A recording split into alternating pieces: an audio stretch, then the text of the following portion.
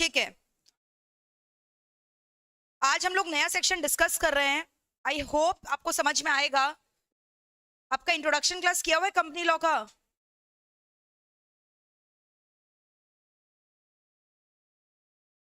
Company law का introduction class किया हुआ है?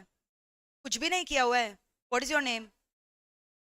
Sushmita. Okay, meet me after the class gets over. Okay, so आज एक नया टॉपिक हम लोग स्टार्ट कर रहे हैं, न्यू सेक्शन। कोशिश करो जितना समझ में आए समझने का, बिकॉज मेरे को लगता है ग्लिचेस आएगा। ठीक है, तो meet me after the class gets over, I will guide you properly. ठीक है, चलो let us start the new section. कल ये सब डिस्कस किए थे ना हम लोग, राइट इशू डिस्कस किए थे। बताओ yesterday what did we discuss guys? Section number 62। YouTube में है क्या? हम लोग लाइव है क्या? जल्दी से चेक कर लो भाई।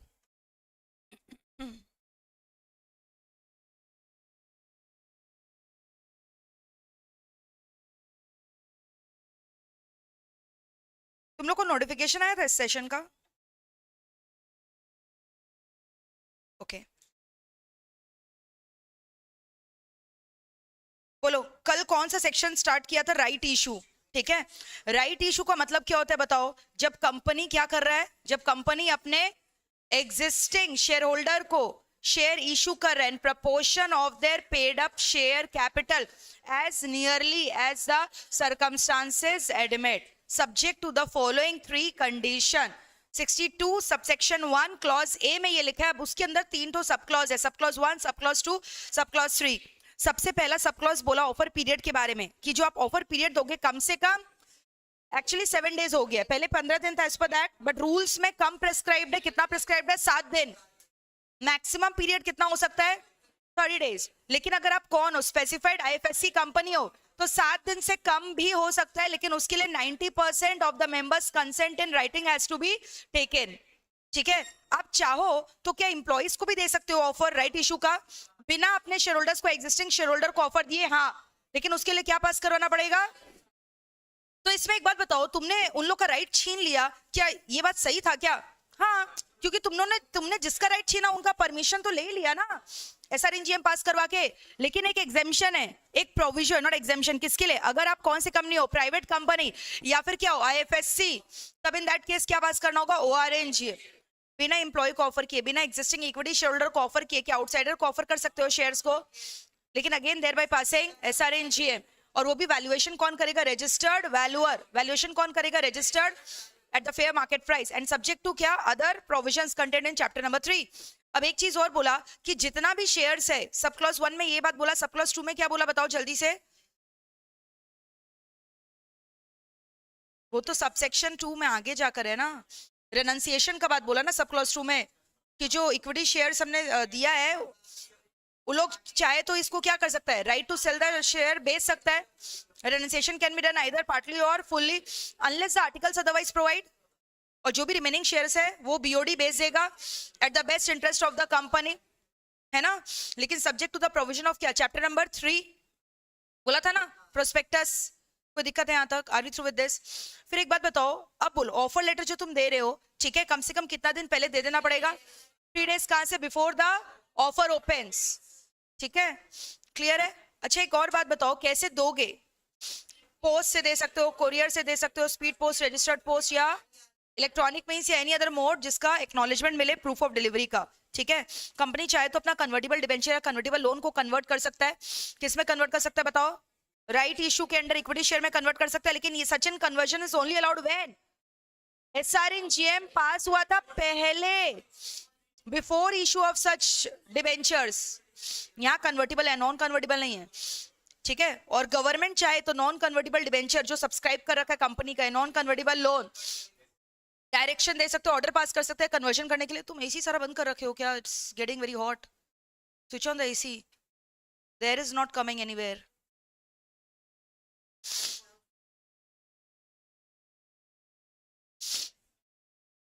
अरे ऑन करना, ऑफ नहीं करना है। मैंने बोला एयर नहीं आ रहा है, यहाँ से भी नहीं आ रहा है हवा एकदम, और यहाँ का एसी का रिमोट भी यहाँ रख दो। ठीक है, जल्दी बोलो, क्लियर है? अच्छा, अगर सीजी सब ऑर्डर फालतू का पास कर दिया without looking at the companies financial position, companies agreed, company क्या कर सकता है? कितना दिन में अपील फाइल करेगा? 60 डेज कहां से? From the communication of the order of the tribunal. और एनसीएलटी का जो भी ऑर्डर आएगा दैट शैल बी क्या? Binding, full and final. ठीक है। फिर एक और बात बताओ कि ये तो पढ़ ही लिया था, ड्यू फाइनेंशियल पोजीशन को रिगार्ड देकर करेगा। अब मान लो सीजी ने ऑर्डर किया ना कि तुम अपना शेयर कैपिटल को जो है मेरे को इशू करो, लेकिन उतना शेयर कैपिटल ही नहीं है कंपनी के पास, ऑथराइज शेयर कैपिटल ही नहीं है, उससे फर्क नहीं पड़ता, डीम टू इंक्रीज हो जाएगा। जितना भी तुमने सीजी को इशू किया है इक्विटी शेयर, उतना authorise share capital shall deem to increase by such an amount. बोलो यहाँ तक पूरा क्लियर है? फिर ये वाला सम्स किया था हम लोगों ने, रेनंसिएशन प्रोसीड्स निकाला था। मैक्सिमम रेनंसिएशन प्रोसीड्स कितना हो सकता है, जल्दी बोलो कितना हो सकता है? Difference between the market price and the क्या, राइट इशू प्राइस ना। इशू प्राइस क्या होता है? Right issue price. बोलो are we through with this? चलो अब हम लोग नया टॉपिक स्टार्ट कर रहे हैं। Everyone close your book, close your copy and just chill. सुना ध्यान से, फोकस हियर। आज हम लोग एक बहुत ही बेहतरीन और जबरदस्त टॉपिक डिस्कस करने वाले हैं, बाईबैक ऑफ सिक्योरिटी। बोलो क्या करने वाले discuss? Buyback of securities. Last class कौन सा सेक्शन आपने डिस्कस किया था? 62 किया था ना। आज हम लोग करेंगे 68 से लेकर 70। वो तो बोनस इशू है, बोनस इशू छोटा सा टॉपिक है, नेक्स्ट क्लास कराएंगे। आज हम लोग क्या करेंगे बताओ? Buyback of security. अब यहाँ पे ध्यान दीजिए, यहाँ आपको समझ में आएगा। Need not write down anything, सब कुछ हम लिखवा देते हैं। समझ में आ रहा है Sushmita? Just close your copy and chill, enjoy the lecture. आधी घंटा बाद सब कुछ लिखवा दिया जाएगा जो समझाया जा रहा है, कॉपी बंद कर दो। सुनो, बाईबैक ऑफ सिक्योरिटी। हम लोग अभी राइट नाउ कंपनीज एक्ट पढ़ रहे हैं। कंपनीज एक्ट का चैप्टर नंबर 4। कंपनीज एक्ट में टोटल 29 चैप्टर्स है, जिसका भी हम लोग कौन सा चैप्टर कर रहे हैं? Chapter number 4। टोटल कितने सेक्शंस है पूरे कंपनीज एक्ट में? 470, 470। बट हम लोग जो चैप्टर नंबर 4 कर रहे हैं, मेरे को बताओ कि उसमें कितने सेक्शंस है, कहां से कहां तक? 43 से लेकर 72, जिसके अंदर हम लोग आज क्या पढ़ रहे हैं? 68 से लेकर 70, which talks about क्या? Buyback of security. इतने दिन से तुमने इशू वगैरह के बारे में सुना था, आज हम लोग पढ़े buyback. What does the word buyback means? When the company purchases back its own security, that is called as buyback. Buyback का मतलब क्या होता है? Buyback means when the company is purchasing back its own security, अपना खुद का security जो issue किया तो वापस खरीद ले रहा है कंपनी खुद, that is called as buyback. Company ने बहुत साल पहले शेयर इशू किया था फाइनेंस रेस करने के लिए, अब कंपनी चाह रहा है वो शेयर तुम मुझे रिटर्न कर दो और पैसे वापस ले जाओ। यानी शेयर दो पैसे लो, जूते दो पैसा लो नहीं, शेयर दो पैसे ले लो। शेयर दे दो मेरे को और पैसा ले जाओ अपना। ऐसे ही नहीं बोल रहे फ्री में रिटर्न करो, जो मैंने तुमको बरसों पहले शेयर इशू किया था ना, मेरे को शेयर वापस कर दो और तुम्हारा पैसा वापस ले जाओ, और अच्छा खासा पैसा देंगे। क्यों? ऐसा क्या ना हो बता गया कि कंपनी को अपना शेयर को वापस परचेज बैक करना पड़ रहा है? क्या कंपनी का फाइनेंशियल पोजीशन अच्छा नहीं है? क्या कंपनी बंद होने वाला है? नहीं, ऐसा बिल्कुल नहीं है। तुमको पता है जो बड़े बड़े कंपनीज है, listed companies including like TCS, which is a cash cow for the Tata group. Cash cow समझते हो? मतलब कि गुडविल एस्टैब्लिश्ड है, गुडविल का खा रहा है, रिटर्न ही रिटर्न कमा रहा है, आउटफ्लो नहीं हो रहा है, खाली इनफ्लो हो रहा है। So TCS is one of the cash cow. तुम देखोगे टीसीएस जैसी कंपनियां साल में एक बार बाईबैक करता ही करता है। क्यों करता है? To improve its goodwill, to improve its image in front of the public. क्या बात करो मैम? बाईबैक करने से इमेज बढ़ जाता है कंपनी का? हाँ बढ़ता है ना, बहुत सारे रीजन है। गुडविल बढ़ता है, समझ में आ रहा है? क्योंकि तुम अपने एग्जिस्टिंग शेयर होल्डर को एक बेटर एग्जिट ऑफर दे रहे हो, उनको अच्छा फेयर वैल्यूएशन दे रहे हो शेयर प्राइस का। तो बहुत सारे लोग हो सकता है कंपनी को शेयर बेच के अपना कॉन्फिडेंस को बूस्ट अप करते हैं कि कंपनी का शेयर्स काफी रेम्यूनरेटिव प्राइस पे सोल्ड होता है।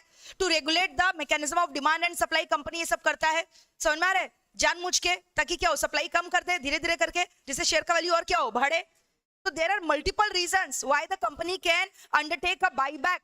ठीक है, बाईबैक ऑप्शन कंपनी क्यों करेगा? सबसे पहला रीजन देखो, फॉर एग्जांपल सपोज करो कंपनी के पास टोटल अभी outstanding paid up share capital company का कितना है? 1 lakh. Equity share company issue कर रखा है एट द रेट ऑफ से ₹100 ईच। समझ में आ रहा है? अब तुमको सुनो एक बात, ये जो कितना रुपया हो टोटल? 100 लाख रुपया हुआ ना? कितना रुपया हो बताओ? 100 लाख। अब एक्चुअली पता है क्या है, कंपनी जो है ना अपना बिजनेस में इन्वेस्टमेंट खाली कितना कर रखा है बताओ? 80 लाख रुपीज। यानी ये जो 20,000 इक्विटी शेयर्स का फंड है ना, जो मैंने इशू कर चुका है बहुत ही पहले, जिसका मेरा रुपया भी आ चुका है, ये 20 लाख रुपया कुछ नहीं मेरे बैंक अकाउंट के करंट अकाउंट में सड़ रहा है। The company is not actually utilising this money in the business. वो अलग से सड़ है, वो रुपया पड़ा हुआ है बैंक अकाउंट में, हम लोग उसको यूज ही नहीं कर रहे हैं। कहने से they are called as idle funds lying in the bank in the current account. उस पर इंटरेस्ट वगैरह भी नहीं मिलेगा, करंट अकाउंट में इंटरेस्ट थोड़ी मिलता है। तो ये मेरा कंपनी का क्या है? आइडल फंड्स है। लेकिन गांव वाले को, तुम लोग को क्या लग रहा है कि कंपनी पूरा 100 लाख को बिजनेस में इन्वेस्ट कर रखा है और उससे रिटर्न जनरेट कर रहा है? कंपनी का PAFESH profit available for equity share holder कितना रुपया बताओ? सपोज 200 लाख है, कितना बताओ? 200 लाख। पाफेश का फुल फॉर्म बताओ क्या है? Profit available for equity share holder. तुमने पैट सुना होगा, प्रॉफिट आफ्टर टैक्स। फिर उसके बाद क्या हो रहा है, हम लोग डिबेंचर इंटरेस्ट भी देते हैं, टैक्स वगैरह सब लेस हो गया, तो फाइनली जो रुपया बचा है खाली किसके लिए? जो इक्विटी शेयर होल्डर का हक है जिसमें, that is called as PAFESH. The amount of rupees available for the equity share holder, that is called as PAFESH. अब वो बात अलग है कि कंपनी ऐसा नहीं करता, पूरा जितना भी रुपया अवेलेबल है सब डिस्ट्रीब्यूट कर देता है in the form of dividend. अगर ऐसा करे then that is a no growth company. It depends, कुछ रुपए डिविडेंड में दे देता है, कुछ रुपए रख के रखता है। समझ में आया? तो पाफेश क्या हो गया? Total proceeds available for the equity share holder, total profit available for the equity share holder, सब कुछ कंपनी के एक्सपेंसेस वगैरह लेस करके, डिबेंचर होल्डर, प्रेफरेंस, डिविडेंड सब कुछ लेस करके जो रुपया बचा है जिसपे इक्विटी वालों का हक है, दैट इज कॉल्ड एज पाफेश। तो कंपनी का पाफेश कितना है? 200 लाख है। लेकिन हमें ऐसा लग रहा है कि ये जो पाफेश 200 लाख है ये जनरेट हो रहा है 1 लाख इक्विटी शेयर होल्डर का पैसा यूज करके, but reality something different. Reality में तो एक्चुअली खाली 80,000 इक्विटी शेयर का पैसा से तुम पाफेश जनरेट कर रहे हो 200 लाख का। आर यू अंडरस्टैंडिंग दिस और नॉट? तो अगर एक बात बताओ, तुम अपने कंपनी में 1 लाख इक्विटी शेयर इशू कर रखे हो तो ईपीएस कितना आएगा? Earning per share. पाफेश मतलब हो गया सारे इक्विटी शेयर होल्डर मिलाकर 200 लाख है per equity share holder. What shall be their return? Profit available per equity share holder, earning per share. एक एक शेयर पे उनको कितना रिटर्न मिलेगा? कितना शेयर्स आउटस्टैंडिंग था बताओ? कितना शेयर आउटस्टैंडिंग है? 1 लाख। 1 लाख से डिवाइड किया कितना है? 200 रुपया, यानी अर्निंग पर शेयर कितना है? 200 रुपया। लेकिन यही अगर तुम अपने सिक्योरिटीज का बायबैक कर लोगे, शेयर का बायबैक कर लोगे, जो अननेसेसरी शेयर का रुपया फंड सड़ रहा है बैंक अकाउंट में जिसका तुम्हारा कोई पर्पस नहीं है, अगर तुम उनके पैसे रिटर्न बैक कर दोगे तो नंबर ऑफ इक्विटी शेयर कम होगा, जिसकी वजह से तुम्हारा अर्निंग पर शेयर का वैल्यू बढ़ जाएगा। गांव वाले को तो ये लग रहा है 1 लाख इक्विटी शेयर के लिए तुम 200 लाख कमा रहे हो, बट एक्चुअली 80,000 इक्विटी शेयर का प्रोसीड यूज करके तुम 200 लाख जनरेट कर रहे हो ना। तो जो रिमेनिंग 20,000 इक्विटी शेयर का फंड है वो तो आइडियली पड़ा है, उसको रिफंड बैक कर दो ना। क्लियर है? अब मान लो कंपनी ने बायबैक कर लिया 20,000 शेयर का, मतलब उनका पैसा रिटर्न कर दिया, यानी अब कितना शेयर हो गया? 80,000 at the rate of 100 each, क्योंकि कंपनी को पैसा भी इतना ही चाहिए था, उससे ज्यादा नहीं चाहिए था। तो ईपीएस अब अगर हम लोग निकालेंगे, ये तो मेरा अनअफेक्टेड रहेगा क्योंकि एक्चुअली जनरेट हो रहा था 80,000 इक्विटी शेयर होल्डर का ही पैसा से। तो पाफेश मेरा आज भी कितना है? 200 लाख। अब मेरे को बताओ, divided by outstanding equity share, 80,000 equity share से डिवाइड करोगे तो अर्निंग पर शेयर कितना आएगा? डिवाइड करके देखो, 250 आएगा। बढ़ा कि नहीं ईपीएस का वैल्यू? पहले ईपीएस का वैल्यू कितना था, अभी कितना है? यानी एक शेयर पे पहले तुम 200 कमा रहे थे, अभी एक शेयर पे कितना दे रहे हो? 250 रुपया। तो तुमको नहीं लगता इन्वेस्टर्स का कॉन्फिडेंस बढ़ जाएगा? रातों रात ईपीएस बढ़ गया बायबैक करने की वजह से, ईपीएस बढ़ गया यानी डेफिनेटली शेयर्स का मार्केट वैल्यू भी बढ़ेगा, डिमांड बढ़ेगा, डिमांड बढ़ने से तो मार्केट प्राइस बढ़ जाएगा ना। तो इससे एक अच्छा इमेज होगा, गुडविल क्रिएट होगा कि नहीं कंपनी का? बताओ। तो this is a reason for buyback. कितनी बार कंपनी के पास बहुत सारा आइडल फंड्स पड़ा हुआ है जो कंपनी यूटिलाइज नहीं करे कोई भी प्रोजेक्ट के अंदर, just it is laying down the current account unutilized. So companies should do the buyback so that those idle funds can be returned back, and also this will help in improving the EPS position of the company, which will lead to increased goodwill of the company. Goodwill बढ़ेगा company का. That is why the buyback is done. संभाल लियो यहाँ तक? तो TCS इस reason की वजह से बायबैक करता है। कोई दिक्कत है यहाँ तक? सो पहला रीजन क्या बायबैक का बताओ? To utilise the idle funds and to improve the position of the EPS. To improve the position of the EPS. अब सुनना क्या हुआ, एक कंपनी है रिलायंस इंडस्ट्रीज लिमिटेड, बहुत सारा इसका शेयर होल्डर है और बहुत सारे शेयर होल्डर में आई मीन कुछ कुछ चिंदी शेयर होल्डर है। कंपनी बेचारे एक तो एनुअल जनरल मीटिंग रखता है ना, ट्रक भर के शेयर होल्डर लोग पहुंच जा रहे हैं मीटिंग अटेंड करने के लिए। अब इनका क्या है, तुमको वाकई में लगता है इनका वोटिंग पावर मैटर करेगा? नजारा देखने आ रहे हैं, भीड़ भड़का कर रहे हैं, चाय पानी पी रहे हैं, इंजॉयमेंट हो रहा है, उनके लिए पार्टी हो रहा है। और तो और सोचो ना, कुछ चिंदी शेयर होल्डर तो इतने चिंदी है, एक शेयर पे 3 शेयर होल्डिंग होल्ड करके रखे, 3 लोगों ने एक शेयर होल्डिंग कर रखा है, ज्वाइंट शेयर होल्डिंग। तुमको मैंने पढ़ाया था ना, 2 जिस्म एक शेयर या 3 जिस्म एक शेयर हो रखा है। अरे ज्वाइंट शेयर होल्डिंग मैक्सिमम 3 हो सकता है ना, एक एक शेयर में 3-3 जन ले आ रहे हैं। समझ में, एक एक शेयर में 3-3 जन को होल्ड करवा रखा है। Just imagine the scenario, truck भर भर के लोग आ रहे हैं मीटिंग अटेंड करने के लिए, समझ में नहीं आ रहा है क्या हो रहा है। तो अब ये देख के मैनेजमेंट काफी परेशान है, बोल रहे हैं यार जबरदस्ती, मतलब व्हाट इज देयर नीड, ये कंपनी में कुछ ऐसा इन्वेस्टमेंट भी नहीं कर रखे हैं, जबरदस्ती चिंदी शेयरहोल्डर को क्यों पाले कंपनी। और इससे कुछ नहीं, कंपनी का जो कंट्रोल है ना वो डाइल्यूट हो जा रहा है। कंपनी का कंट्रोल ना कंपनी के प्रमोटर्स के हाथ में रहे वही अच्छा है, कंपनी के जो फाउंडर्स है। तो why are we diluting the control of the company? और ऐसे भी अगर ज्यादा कंट्रोल डाइल्यूट करोगे ना तो आगे जाके हो सकता है you may become a victim of hostile take over. ये चिंदी नहीं करेंगे, कोई बड़ा आदमी आके चिंदी लोग को अच्छा प्राइस देकर शेयर टेक ओवर कर लेगा। करवाएंगे भी हॉस्टाइल टेक ओवर, क्या होता है? तो कंपनी को डर है। अब तुम देखो अंबानी फैमिली में रिलायंस ग्रुप का ही 50% से ज्यादा ओनरशिप है, यस और नो? रिलायंस इंडस्ट्रीज लिमिटेड में अंबानी ग्रुप का ही तो 50% से ज्यादा शेयर होल्डिंग है। तुम देखो कि जितना भी बड़ा कंपनी है उसमें 50% से ज्यादा शेयर होल्डिंग कंपनी के प्रमोटर्स ओनर्स ग्रुप का रहेगा। आर यू अंडरस्टैंडिंग दिस और not? Because they don't want to dilute the control. तो अगर ऐसा सिनेरियो है कि तुम्हारा कंट्रोल बटा हुआ है ऐसे चिंदी चिंदी शेयर होल्डर लोगों में, तो अपने कंट्रोल को, बिखरे हुए कंट्रोल को कॉन्सेंट्रेट करो। So company sometimes do the buyback for the concentration of the diluted control. बोलोगे ये सब तो केमिस्ट्री में पढ़े थे, concentrated, dilute, hydrochloric acid. 3 idiots में गाना था ना, कॉन्सेंट्रेटेड H2SO4 ने बचपन सारा जला डाला। सुन रहे? तो कॉन्सेंट्रेटेड मतलब तुम समझ गए क्या होता है? क्या होता है कॉन्सेंट्रेट? मतलब क्या कि तुम्हारा जो कंट्रोल है कुछ लोगों के हाथ में, it's not wide spread. But dilution मतलब क्या? सबके हाथ में बिखरा हुआ है। समझ में आ रहा है? क्लियर है? तो वही यहाँ पे क्या बोल रहा है, सेकेंड रीजन क्या है? फॉर, बोलो क्या है? Concentration of the, for concentration of the क्या? Diluted control. कंपनी कभी कभी क्या करता है बताओ? बायबैक करता है। ठीक है, तो अभी तक तुमको मैंने 2 रीजन पढ़ाया बायबैक का। पहले बताओ बायबैक का मतलब क्या होता है? What does the word buyback means? Buyback means when the company is purchasing back its own securities, that is called as क्या? Buyback. Now buyback can be done for variety of reason. Number 1, company में sometimes do the buyback to improve its position in the market, goodwill in the market, to improve its EPS, because it has lot of idle fund which it wants to utilise and refund it back to the idle equity share holder whose funds are not getting utilized in the business, or it can be done for the concentration of the diluted control। Clear है? यहां तक कोई दिक्कत है? या फिर सुनो ना, तीसरा रीजन क्या है? तुमको पता है कोविड के टाइम क्या हुआ था शेयर मार्केट का? बताओ क्या हुआ था? Sensex crashed. समझ में आ रहा है? और why to talk about Covid? अभी तुम देख लो, इंडो पाक वॉर का जब ये सब हुआ था, छिड़ा था इंडिया पाकिस्तान के बीच में, जो इतना टेंशन चल रहा था, अभी भी चल ही रहा है, तो इसकी वजह से भी क्या होता है? शेयर मार्केट पूरा क्रैश हो गया था। उसके पहले भी रशिया यूक्रेन की वजह से भी तो सेंसेक्स इफेक्ट हो रहा था ना। तो हमारा जो शेयर मार्केट है वो पूरा, उसका हालत खराब ही एक तरीके से। समझ रहे? शेयर्स जो है वो गिरे ही जा रहा है ना, प्राइस भाव गिरे ही जा रहा है। You can not speculate a bullish market at this point of time, the market is bearish. समझ में आ रहा है? तो अब तुमको समझना होगा ये बात। अब जैसे सपोज करो लोगों का कॉन्फिडेंस गिरे जा रहा है, तुम एज ए नॉर्मल इन्वेस्टर, एक आम जनता के हिसाब से सोचो, तुमको डर लग रहा है। अगर मान लो ये सीज फायर नहीं होता तो बहुत सारे इन्वेस्टर्स का तो हालत वैसे ही खराब हो रहा था। They were planning to withdraw their share holding. उन लोग सोच रहे थे यार और वेट करेंगे, मान लो वॉर छिड़ी जाता तब तो लोग तुरंत अपना शेयर्स को बेचना चाहता ना, नहीं तो और हालात खराब होगा तब तो पता नहीं क्या मिलेगा, शेयर का दाम कुछ मिलेगा भी कि नहीं। समझ में आ रहा है? ऑलरेडी इतना लॉस हो रहा है। So even in a state of falling prices they would have sold the share. क्या वो लोग वेट करेगा? बोलेगा हम ही लोग नहीं रहेंगे आगे, शेयर को रख के क्या करेंगे? बेच डालो शेयर को। होता ना ये रीजन। समझ में आ रहा है? तो सब अपना शेयर बेचना चालू कर देते हैं। तो ऐसे ही सपोज करो बड़ा बड़ा कंपनी क्या करता है, सपोज करो टाटा की बात करते हैं, मान लो कि भयानक वाला वॉर छिड़ी गया था, सब अपने घर भाग गए, सब अपना शेयर वगैरह सब लिक्विडेट करे, बेच रहे, तो अब टाटा क्या किया ना, बायबैक अनाउंस कर दिया उस दौरान।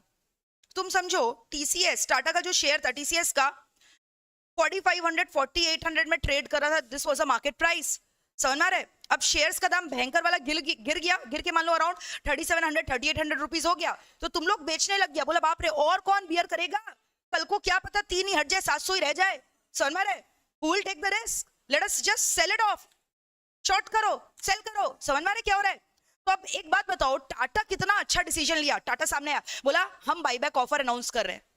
तुम लोग अगर वाकई में बेचना है ना तो ऐसे ओपन मार्केट में मत बेचो, कंपनी खुद खरीदेगा तुम्हारा शेयर। कंपनी तुमको इशू किया है ना, कंपनी खरीदेगा और तुमको अच्छा कीमत भी देगा तुम्हारे शेयर का। इसका जो फेयर मार्केट प्राइस है, भले ही तुम्हारा ओपन मार्केट में भी because of this economical constant share का दाम गिर रहा है, लेकिन हम तुमको 4500 रुपीज अवार्ड करेंगे। This shall be the buyback price. अब तुम्हारे जैसे आम इन्वेस्टर का कॉन्फिडेंस बढ़ेगा कि नहीं? हमारे संग हमारा कंपनी खड़ा है, हमारा शेयर का प्राइस नहीं गिरा है, शेयर होल्डर का वेल्थ डिस्ट्रक्शन नहीं हो रहा है। अगर मैं वाकई में बेच रहा हूं, कंपनी को बेचेंगे, हमें तो उतना ही रुपया मिल रहा है, हमारा तो कोई नुकसान नहीं हो रहा है। तो इससे कुछ लोग हो सकते हैं नहीं भी बेचे, क्योंकि टाटा कंपनी मेरे संग खड़ा हुआ है बुरे वक्त में भी। तो इससे क्या हो रहा है, अगर कंपनी जानबूझ के हायर प्राइस ऑफर कर रहा है बायबैक का, क्योंकि इससे क्या हो रहा है, इन्वेस्टर्स का कॉन्फिडेंस कंपनी में बढ़ेगा, अगेन डिमांड सप्लाई रेगुलेट होगा, कंपनी का गुडविल बढ़ेगा। So these are the reasons company go for buyback. समझ में आ रहा है? और तुम सोचो यार, अगर कंपनी अलाउ कर दे रहा है, बायबैक नहीं कर रहा है, तो और उसका शेयर का भाव गिरे जाएगा ना, कोई रोकेगा नहीं। सब लोग बेचे जा रहे, अल्टीमेटली तो नुकसान कंपनी को ही होगा। उससे अच्छा कंपनी सामने से खुद ही बोल दे हम तुम्हारा शेयर खरीदेंगे, अच्छे दाम पे खरीदेंगे, मेरे को बेचो। तो कुछ लोग रुक भी जाएंगे, खरीदेंगे नहीं। फिर तुम बोलोगे सभी तो बेचेंगे कंपनी को, नहीं ऐसे नहीं होता। जब भी कंपनी बायबैक अनाउंस करेगा, सारा शेयर एक संग बायबैक नहीं कर सकता। वैसे भी मैक्सिमम एक फाइनेंशियल ईयर में कंपनी 25% से ज्यादा बायबैक नहीं कर सकता। तो मैम फिर किसका खरीदेगा? प्रपोर्शन में होगा, in proportion of your paid up share capital. जिसके पास जितना शेयर उस हिसाब से प्रपोर्शन में होगा ना, सबको मौका दिया जाएगा, but in proportion of the paid up share capital. ऐसा नहीं है एक इन्वेस्टर से तुम सारा शेयर खरीद लिए तो तुमको भी सेटिस्फेक्शन रहेगा ना, कोई नहीं, मेरे को अब नेक्स्ट ईयर और बेचना, हम और बेच देंगे, कंपनी से खुद खरीद लेंगे, कंपनी को ही बेच देंगे। कंपनी तो मेरे को अच्छा प्राइस ऑफर कर रहा है, कहाँ बाजार में हम बेच रहे थे इसको 3500 3700 में, कंपनी मेरे को 4500 रुपए पर शेयर दे रहा है, तो क्या खराब है? तो मेरा कॉन्फिडेंस तो बढ़ेगा as a normal retail investor, खुदरा investor. So these are the reason sometimes company do for buyback. These are the reason company buyback करता है, to offer a remunerative price to the investor to boost up their confidence at the time of falling stock prices. जब stock price market में क्या कर रहे, गिर रहे, for reasons beyond the control of the company. This is a reason you cannot control, no one can control. समझ में आ रहा है? अब मान लो पाकिस्तान कोई मिसाइल फेंक ही देता है यहाँ पे, तो कंट्रोल होता क्या? फिर हम लोग छोड़ते क्या उन लोग को? बताओ, समझ में आ रहा है क्या बोल रहे हैं? तो मेरे को बताओगे यहाँ तक पूरा क्लियर हुआ कि नहीं? तो बायबैक का क्या क्या रीजन, पॉसिबल रीजन हो सकता है? सबसे पहला रीजन क्या बोला बताओ? ईपीएस को क्या करना है? इंप्रूव करना है। आइडल फंड्स पड़ा हुआ उसको यूटिलाइज करना है। सेकंड रीजन बताओ?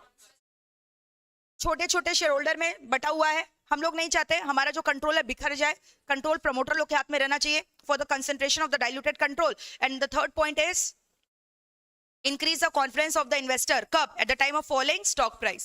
Rather than selling it in the open market, come and sell us. We are going to purchase it and also offer you a good price for it, remunerative price for your shares. इससे confidence का share holder क्या होगा? Definitely boost up होगा। And the fourth reason जो already मैंने आपको पढ़ाया, to protect the company against the hostile take over. This is a beautiful topic, hostile take over. To protect the company against क्या? Hostile take over. सुनो अब ध्यान से, सपोज करो तुमको पता है प्रमोट, कोई भी कंपनी जब शेयर इशू करता है ना, जनरली दो स्टेक होता है, एक प्रमोटर्स होल्डिंग बोलते हैं और एक फ्री फ्लोट होता है। क्या होता है बताओ? फ्री फ्लोट, और एक क्या होता है? Promoters holding. अब सपोज करो एक कंपनी है, पब्लिक कंपनी ए लिमिटेड, ठीक है, ए लिमिटेड ने टोटल 1 लाख शेयर्स इशू किया। कितना इशू किया बताओ? 1 लाख, जिसमें से 40,000 इक्विटी शेयर्स प्रमोटर्स लोग सब्सक्राइब कर रखा है। 40,000 किसके पास है बताओ? प्रमोटर। क्लियर है? अब जो रिमेनिंग है ना, इन लोग पब्लिक को बांट दे रहे हैं ओपन मार्केट में, पब्लिक लोग को। तो यानी ये 60% किसको दे रहा है? Outsider, open public. तो that is called as free float. That is called as क्या? और इसको बोलते हैं प्रमोटर्स होल्डिंग। यानी प्रमोटर्स होल्डिंग कितना हो गया? 40%। फ्री फ्लोट कितना हो गया? 60%। समझ में आया तुमको क्या बोला मैंने? क्लियर है? Have you heard the name of Walmart? Walmart का नाम सुना है? कहाँ है उसका head office? US, Arkansas US. तुमको पता है वॉलमार्ट ने एक जबरदस्त एक्विजिशन किया था एक इंडियन कंपनी को। वेरी गुड, फ्लिपकार्ट को एक्वायर किया था।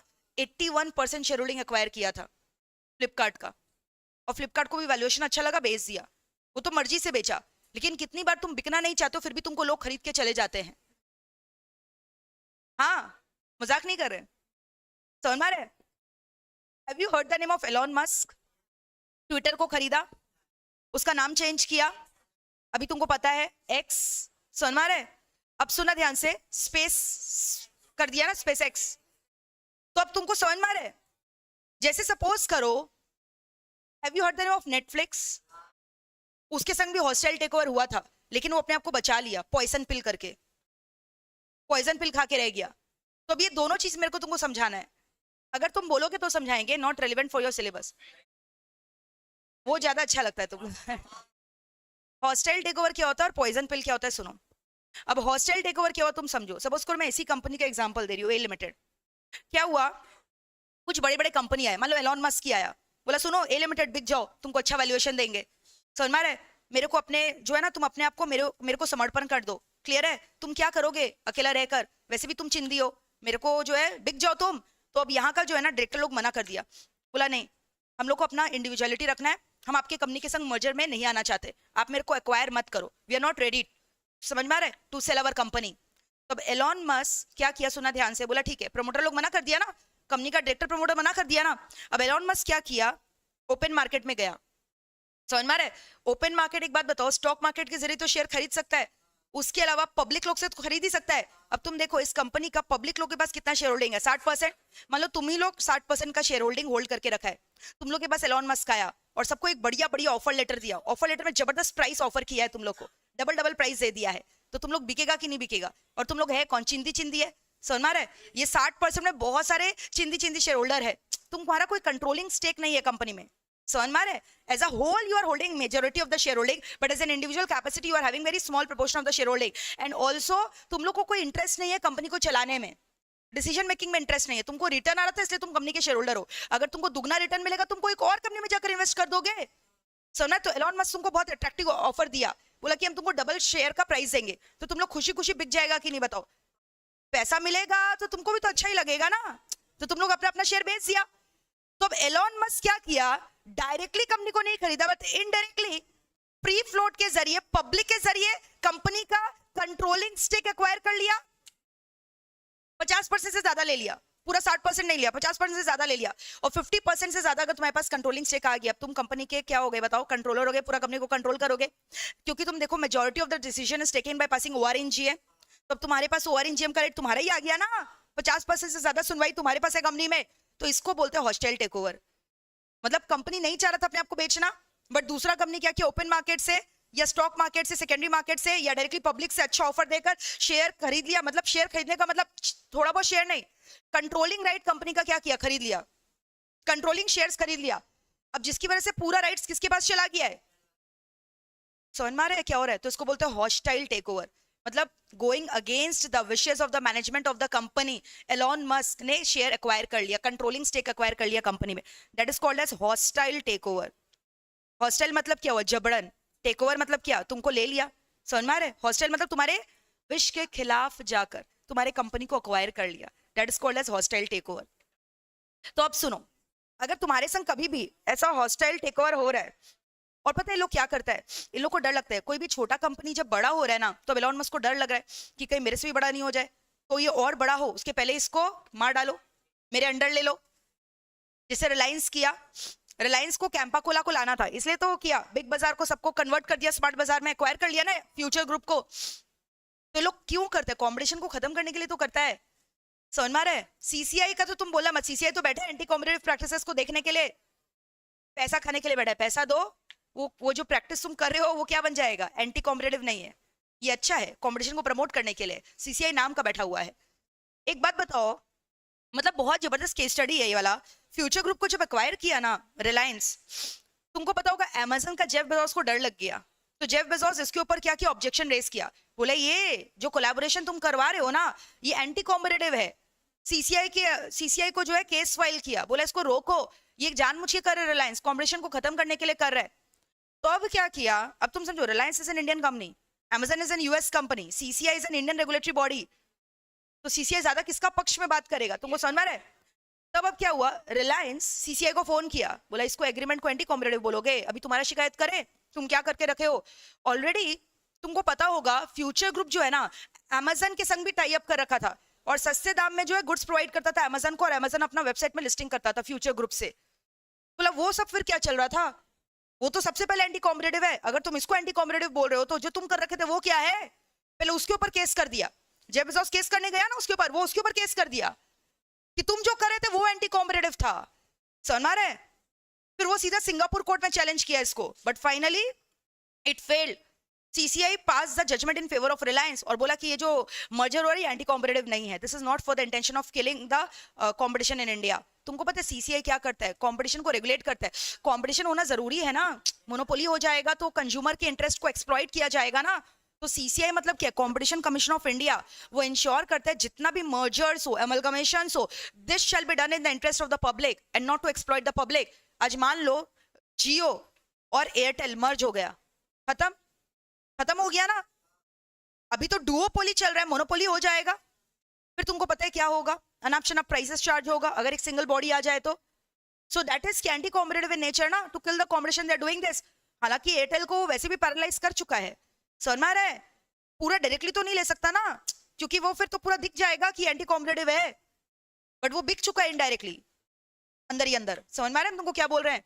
कहाँ कुछ स्ट्रेटेजी लेकर आता है, वो भी अलाउ कर रहा है, वो भी गिर गया है उसके सामने, झुक गया है। वोडाफोन तो ऐसे ही मरा पड़ा है, छोड़ दो उसको। बीएसएनएल तो ऐसे ही मर गया है। It's just existing for the sake of existing.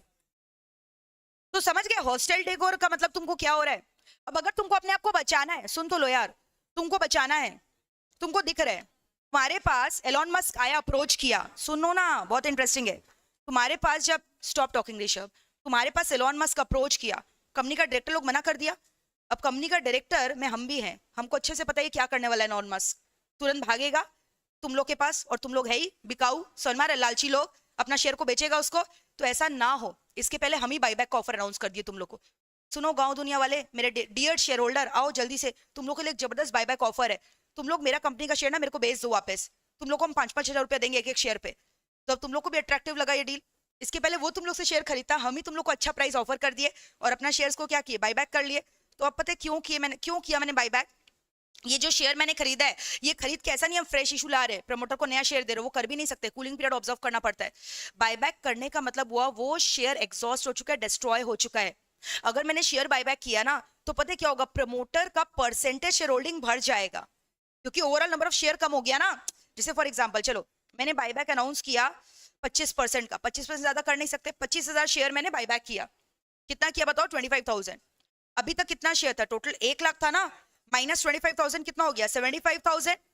Are we through with this. तो अभी देखो पोस्ट बाईबैक तुम्हारा शेयर होल्डिंग का रेशियो कितना हो जाएगा।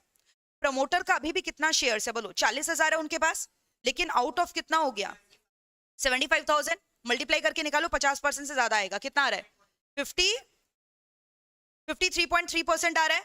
और वैसे जो मेरा फ्री फ्लोट था, फ्री फ्लोट में 60,000 शेयर था ना, 60,000 माइनस 25,000, उन लोग का तो बायबैक कर लिए ना, 60,000 माइनस 25,000 कितना हुआ 35,000, 35,000 डिवाइडेड बाई करो कितना 75,000 इंटू 100 कितना परसेंट आया, जो भी बैलेंसिंग फिगर है कितना आएगा बताओ, 46.7% आएगा। तो अभी यानी कंट्रोलिंग स्टेक तो किसके पास चला गया, प्रमोटर ग्रुप के पास ना। तो अगर एलॉन मस्क को खरीदना भी है तो उसके पास कंट्रोलिंग स्टेक तो नहीं आएगा, डिसीजन मेकिंग तो कंपनी के प्रमोटर के हाथ में रहेगा। तो उसके पहले हम बिक जाए तुम लोग के जरिए, हम तुम लोग को खुद ही खरीद लेते हैं, कंपनी खुद ही तुमको अच्छा बायबैक ऑफर दे दिया। दिस इज कॉल्ड एज क्या, strategy to protect yourself against the hostile takeover, to increase the promoter share holding, percentage of the share holding. Actually ये मत बोल देना प्रमोटर का शेयर बढ़ गया, प्रमोटर का आज भी उतना ही शेयर है, percentage of the share holding उसका बढ़ गया। There's a difference। तुमको समझ में आ रहा है क्या हो रहा है यहाँ पे। तो this is also one of the reason of buyback. Company अपने आप को हॉस्टाइल टेकओवर से बचाने के लिए ये सब करता है, समझ में आया। अच्छा अगर हॉस्टाइल टेकओवर तुम ना कर सको, हो सकता है पब्लिक के पास ऑलरेडी ज्यादा है और तुमको बायबैक करने से दे भी नहीं रहे, वो तुमसे डबल प्राइस ऑफर कर दिया, कुछ भी reason. So the last strategy is poison pill. क्या कर सकते हो बताओ, पॉइजन पिल। पॉइजन का नाम सुने हो, पॉइजन जहर, कंपनी को जहर खा के रहना पड़ता है, जहर खा के कंपनी रह जाता है। तुम कभी टेररिस्ट लोग को देखे हो, उन लोग देखते हो गले में एक बॉम्ब का माला पहनकर घूमते हैं, देखियो ऐसा करके ग्रीन कलर का जो ऐसा ऐसा करके माला रहता है उन लोग के गले में, कि अगर कोई कहीं पकड़ा जाए उन लोग तो उन लोग क्या करते हैं, विस्फोट करके अपने आप को मार लेता है, कभी भी कुछ बोलेगा नहीं उन लोग, समझ में, खुद अपने आप को किल कर लेते हैं ना, सुसाइड कर लेते हैं ना। So that is poison pill खा के रह जाता है ना, but they will not reveal the truth, they will die but they will not reveal the truth. तो वैसे यहाँ पे कंपनी कर रहा है, जब कंपनी को दिख रहा है कोई चारा नहीं है तो कंपनी पता है क्या करेगा, पॉइजन पिल खा के रह जाएगा। कंपनी बेचारा और फर्दर इशू ऑफ शेयर लेकर आएगा और एकदम कम दाम में लेकर आएगा, समझ में आ रहा है, जिससे कंपनी का बाकी शेयर्स का मार्केट वैल्यू भी भयानक वाला गिर जाएगा। और क्या है ना, तुम लोग मेरे को शेयर दे नहीं रहे ना, मैंने और शेयर इशू किया तो तुम्हारा कंट्रोल क्या हुआ, और डाइल्यूट हो गया, और मैंने इतने कम दाम में दे दिया ना कि मतलब एकदम कंगाली भिखारी सब आके मेरा कंपनी का शेयर खरीद ले रहा है। और इसकी वजह से अब क्या हो रहा है ना, मैंने अपना खुद कंपनी का वैल्यूएशन गिरा दिया, इज्जत गिरा दिया। So I am trying to make this takeover deal unattractive proposition for the prospective buyer। मैंने अपना कंपनी का इज्जत इतना गिरा दिया ना, सर मैंने खुद ही शेयर को इतना कम दाम में इशू करके कि सामने वाले को लगेगा यार हम ये कंपनी क्यों ही खरीद रहे हैं। I am trying to make this deal unattractive for the buyer. Sir madam क्या बोल रहे हैं, और शेयर का दाम भयानक वाला गिर गया। So that is the reason, that is called as poison pill। हमको लग रहा है एक बार कंपनी को बचाने के लिए ये स्ट्रेटेजी ठीक है, मेरा भी बहुत नुकसान होगा, but I don't want to sell my company to Elon Musk, मेरे को अपने आप को बचाना है। तो मैंने जानबूझ कम दाम में तुमको बहुत सारा शेयर इशू कर दिया और भी अलग अलग पब्लिक को, जिससे कंट्रोल भी डाइल्यूट हो गया, शेयर का मार्केट प्राइस भी ड्रास्टिकली गिर गया, कंपनी का गुडविल भी भयानक वाला गिर गया। आई am trying all the possible resort possible strategy to make this deal proposal unattractive for the prospective buyer, ताकि वो खरीदे नहीं, उसको इंटरेस्ट ही नहीं दिखे, बोले क्या खरीद रहे हैं हम, बेकार कंपनी है, छोड़कर भाग जाए मेरे को। दैट इज पॉइजन पिल। और मैंने अपने ही पैर पे कुल्हाड़ी मारा। कभी कभी होता है ना, अपने आप को बचाने के लिए सब करना पड़ता है, you don't have any option. समझ में आ रहा है? अब जैसे बिल्डिंग में आग लग गई है, आग में जलने से अच्छा बिल्डिंग से कूद जाओ ना, कम लगेगा।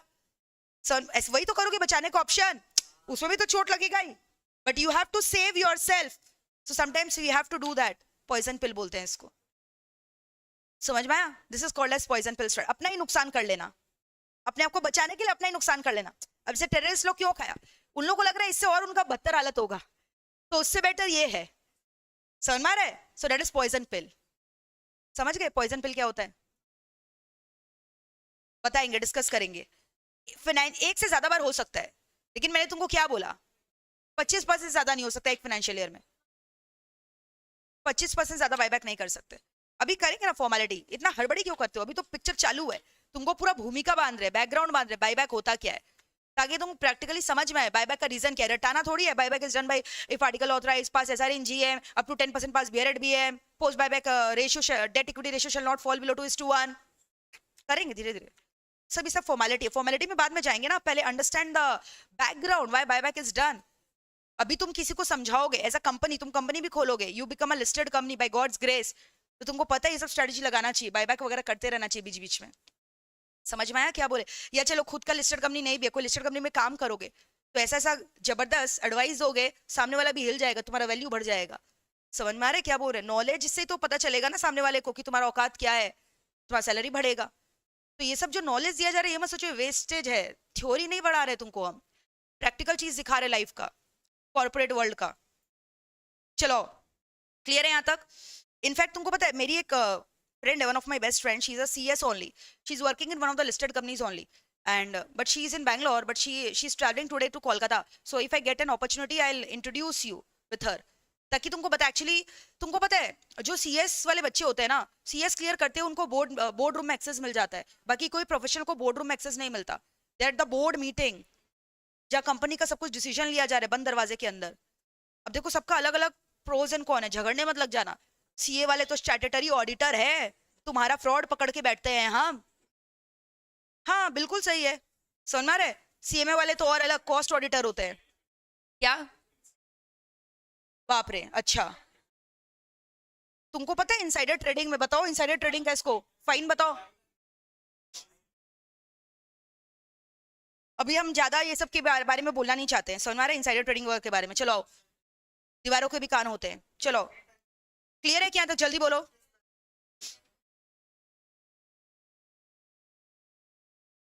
जेल जाओगे सो अलग। रीजन समझ गए बायबैक का? चलो एक और टॉपिक पढ़ रहे हैं, मोड्स ऑफ बायबैक।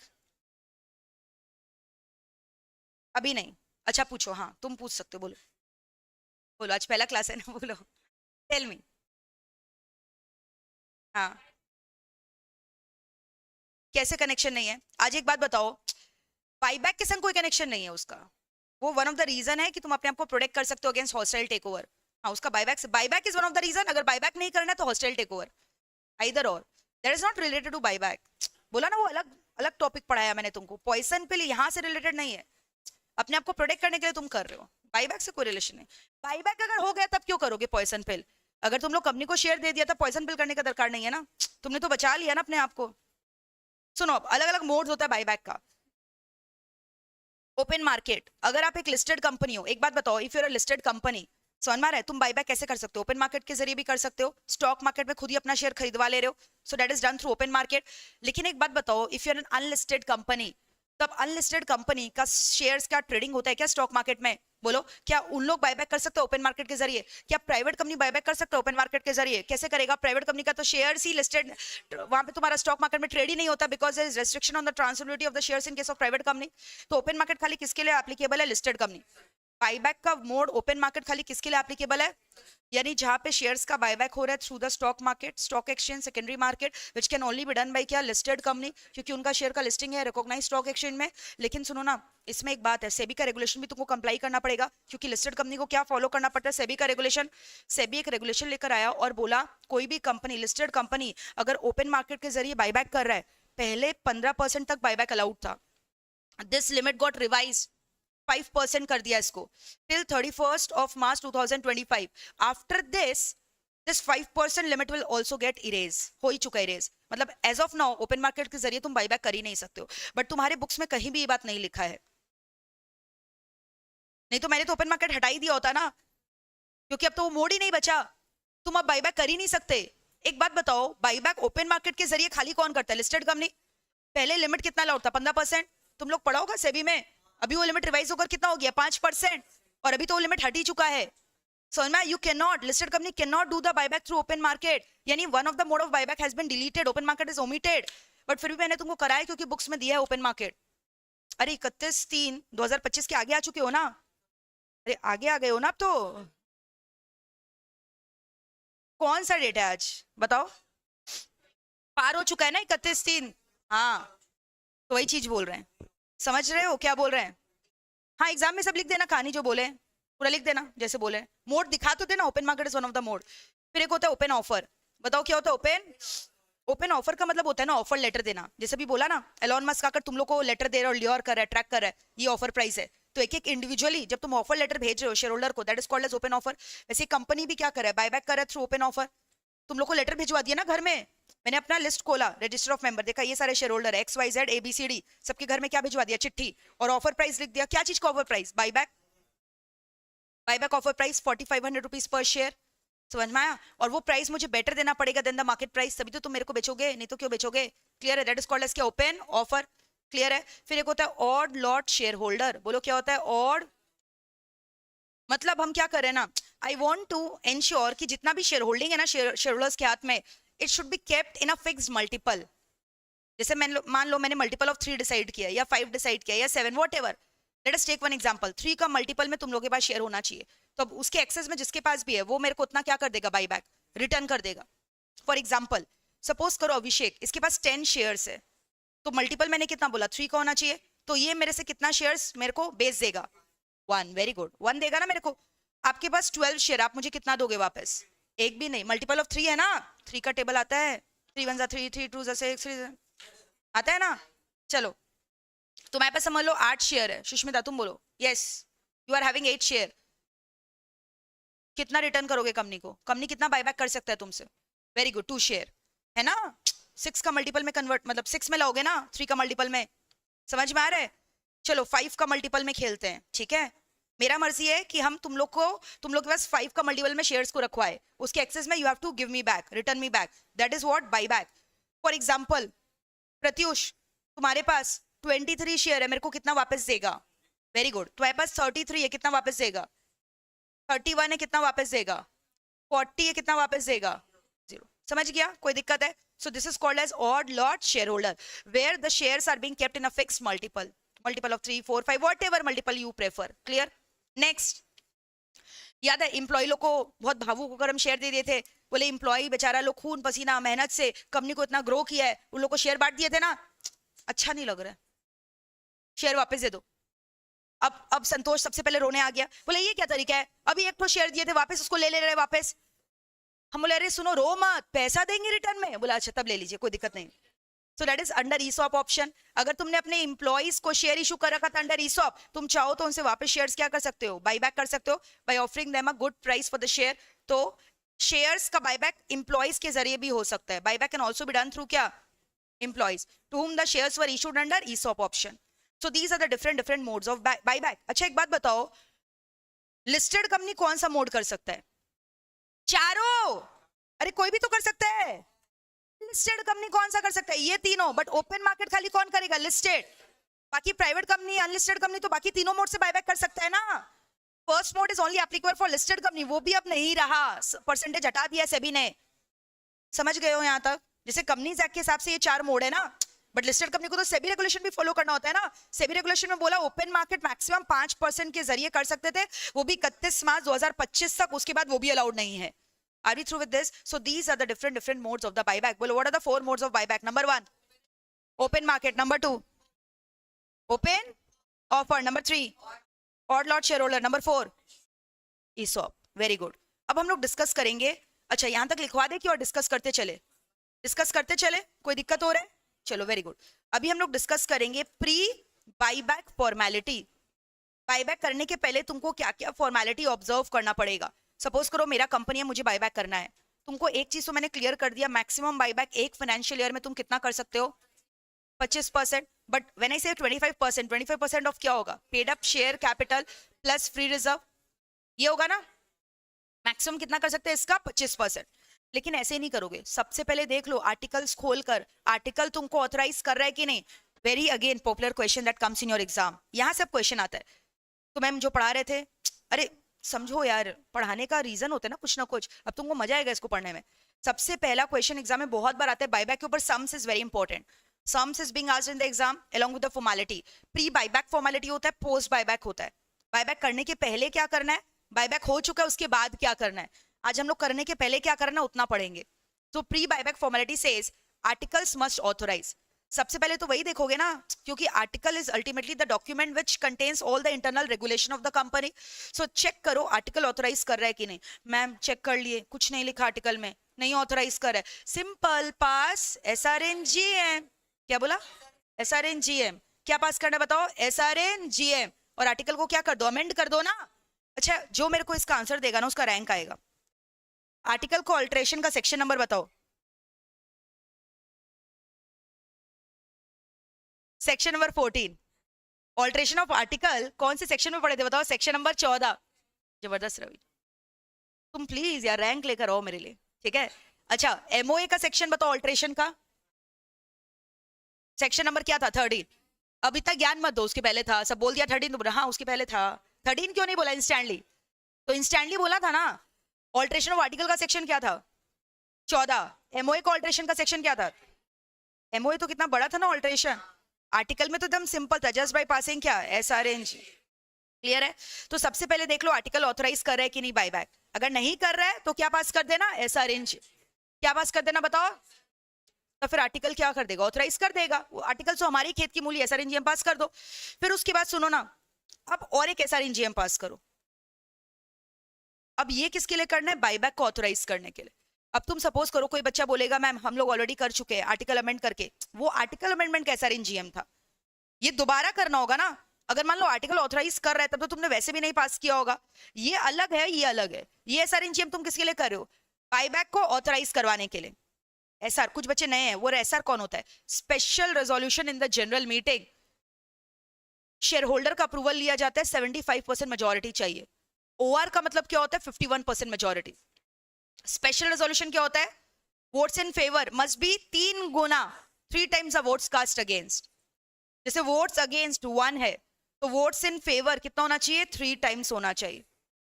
समझ रहे हो, यानी अगर परसेंटेज निकाले तो वोट्स इन फेवर का परसेंटेज कितना हो गया, वोट्स इन फेवर 3, टोटल कितना हुआ 4, 75% आया ना, that is SR। That is why we say 75% majority. और ये किसका अप्रूवल लगता है, share holder. Share holder are the company का मालिक, the owners of the company. Clear है। तो वापस से बोलो बाईबैक के लिए हम लोगों ने क्या क्या किया। सबसे पहले article must authorise, if the article is not authorising amend the article by passing SRNGM। Next, now pass again SRNGM for buyback, for the buyback approval. लेकिन सुनो ना, अगर एक चीज और है, अगर बाईबैक खाली तुम अप टू 10% कर रहे हो, अगर बाईबैक खाली कितना तक कर रहे हो, no need to pass SRNGM, just do it by passing BR at BA। खाली क्या पास कर लो बताओ, तब SRNGM पास करने का दरकार, क्योंकि ज्यादा नहीं कर रहे हो ना, 10% कर रहे हो ना, तब SR पास करने का दरकार नहीं। मालिक लोग का परमिशन लेने का दरकार नहीं है। डायरेक्टर लोग का भी कुछ औकात रखो यार, कंपनी में खून पसीना बह के काम करवा रहे हैं, तो डायरेक्टर लोग से पूछ लो बाय पासिंग क्या, BR at BA। Are we through with this. अच्छा, मैंने तुमको बार बार बोला मैक्सिमम बाईबैक कितना कर सकते हो, कैन नॉट एक्सीड 25% ऑफ क्या, क्लियर है।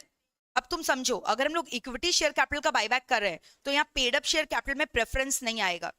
This term paid up share capital shall be constitute as paid up equity share capital, है ना। तुम लोग का आदत है ना, पेड अप शेयर में तुम लोग सब लपेट लेते हैं इक्विटी प्लस प्रेफरेंस, बट यहाँ पे प्रेफरेंस नहीं आएगा क्योंकि बाईबैक किसका कर रहे हैं, इक्विटी शेयर का। So यहाँ पे the term paid up share capital shall be interpreted, shall be constituted as paid up equity share capital. Are we through with this? फिर एक जबरदस्त बात बोला, सुना ध्यान से, जो post buyback date equity ratio है, पोस्ट बाईबैक क्या बताओ, डेट कैन नॉट एक्सीड 2:1, 2:1 से ज्यादा नहीं होगा। तो मैम इसका मतलब क्या है इस रेशियो का, तुम खुद बताओ। डेट मतलब क्या हुआ? The ratio of secured loan plus unsecured loan. Secured loan plus क्या?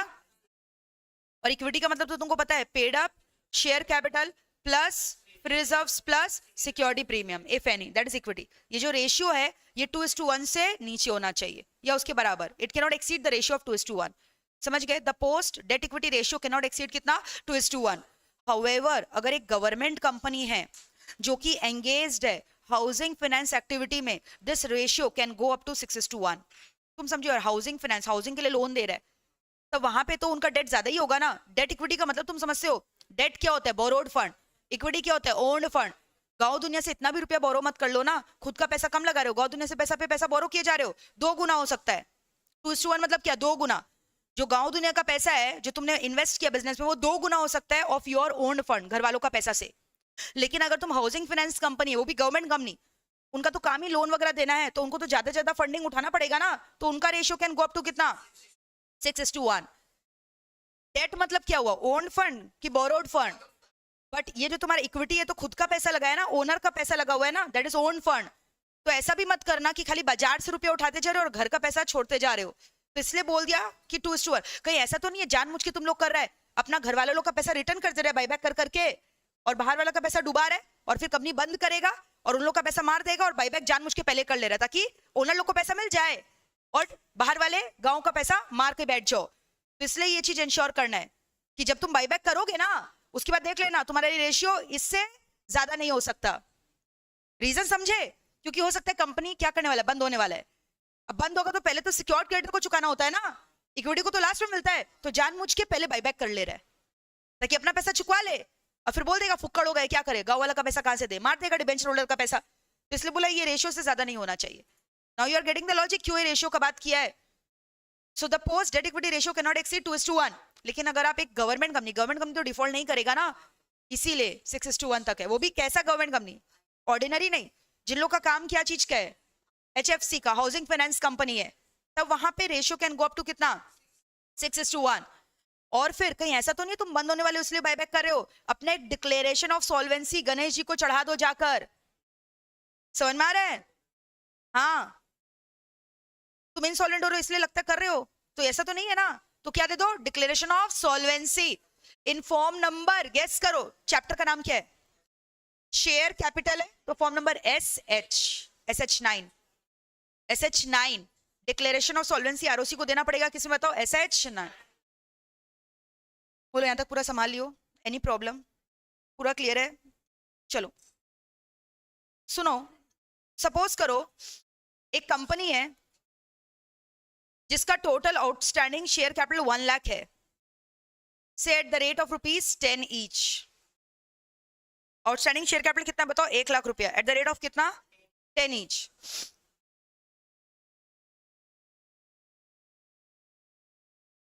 कंपनी का फ्री रिजर्व्स मान लो सपोज करो कितना है? 9 लाख है, समझ में आ रहा है?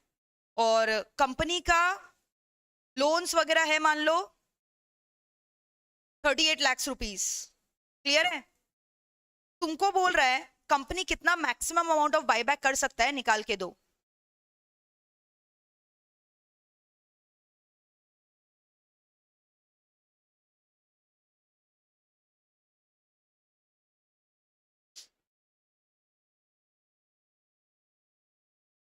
At the rate of 100 each कर लो।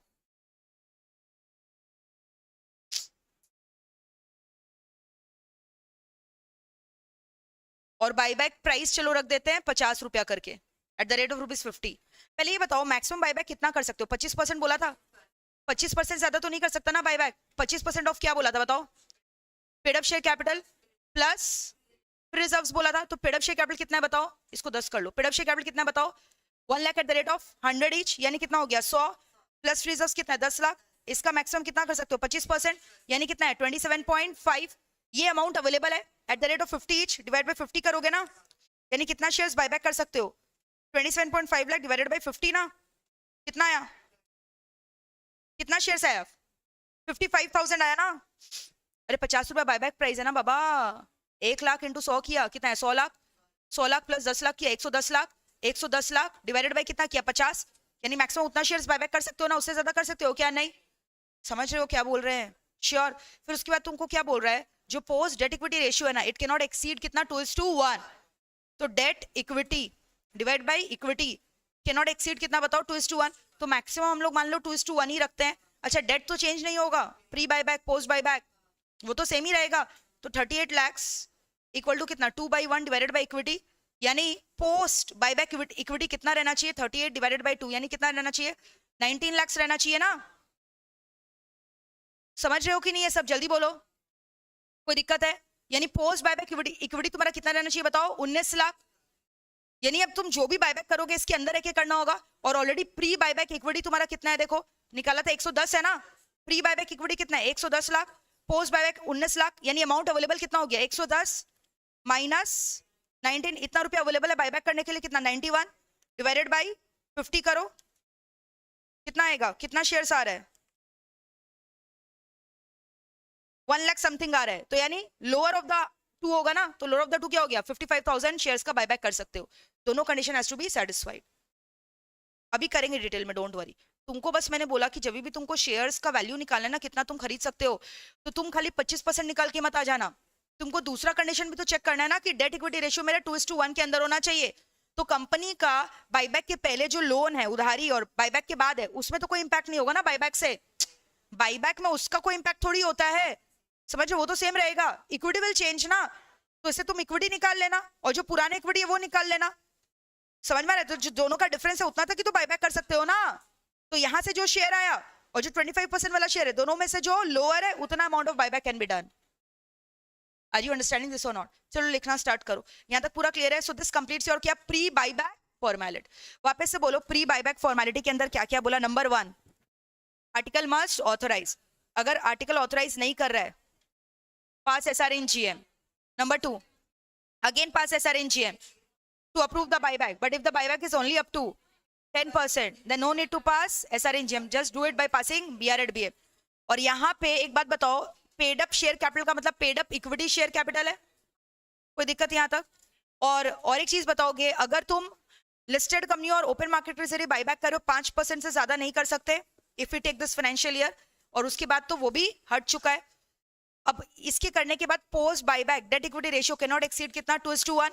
लेकिन अगर आप एक गवर्नमेंट कंपनी हो जो हाउसिंग फाइनेंस एक्टिविटी में एंगेज हो, 6:1। और फिर उसके बाद बताओ, declaration of solvency form number SH9 में जमा देना पड़ेगा। तो एक बार देख लेते हैं, उसके बाद लिखेंगे। बोलो सेक्शन नंबर कौन सा किया, 68। प्री बायबैक फॉर्मेलिटी कहाँ लिखा है, section 68 red with rules, rules भी है, आ जाओ।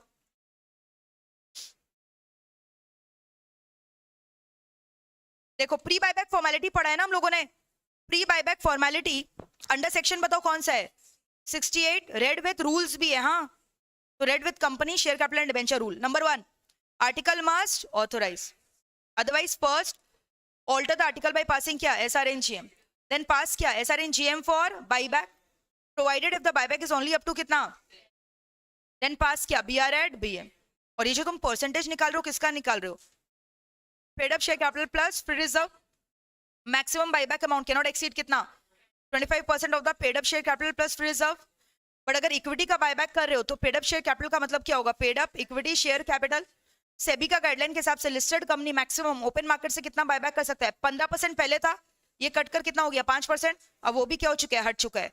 रेशियो ऑफ क्या बोला, secured and unsecured loan divided by क्या, paid up share capital plus free reserve, can not exceed कितना, 2:1।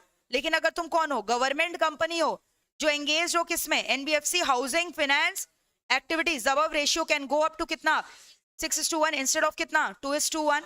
अच्छा बायबैक कभी भी ना पार्टली पेड अप शेयर में नहीं हो सकता, तुम्हारा शेयर्स क्या होना चाहिए, फुल्ली पेड अप। जैसे मान लो कंपनी ने 10 रुपए का फेस वैल्यू शेयर इशू किया, अभी तक 6 रुपया कॉल कर रखा है, 4 रुपया अभी भी क्या है, कॉल करना बाकी है, क्या उसके ऊपर बायबैक हो सकता है, नहीं, it can be only done on क्या, फुल्ली पेड अप शेयर। और क्या बोला, डिक्लेरेशन ऑफ सॉल्वेंसी, ROC को जमा देना होगा, फॉर्म नंबर क्या बोला। अब इसको कौन साइन करेगा, 2 डायरेक्टर कंपनी का, डायरेक्टर लोग को तो डिक्लेरेशन देना होगा ना, जिसमें से एक मैनेजिंग डायरेक्टर होना चाहिए, अगर है तो, नहीं है तो कुछ नहीं कर सकते। It must be sign by at least क्या बोला, 2 director, out of which 1 should be क्या, managing director if any in the company. संभाल लियो यहाँ तक, any problem till here, absolutely clear. चलो लिखना स्टार्ट करो। अच्छा और एक चीज बताओ, बायबैक का मतलब क्या होता है बताओ, परचेजिंग ब्रैकेट्स क्या, ओन सिक्योरिटी। जब कंपनी अपना ही शेयर खुद खरीद लेता है, दैट इज कॉल्ड एज क्या, बाई बैक।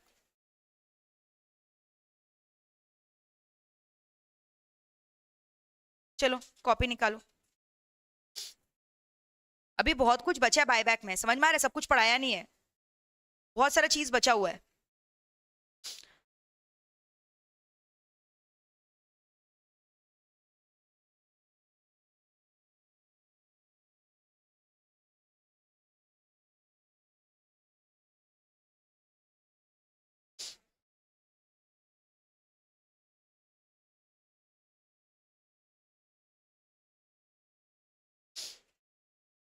बोलो सेक्शन नंबर।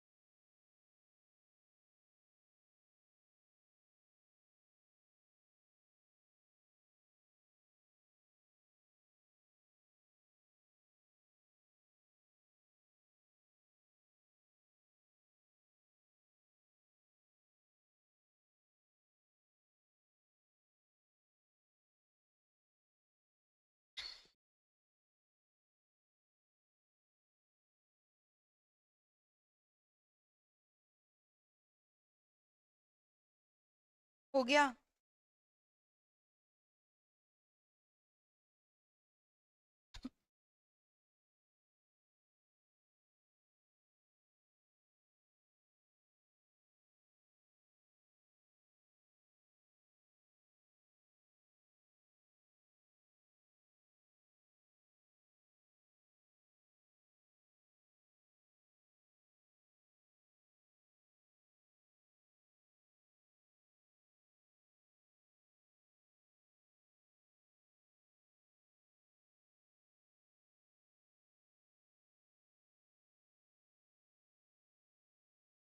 एक सेकेंड।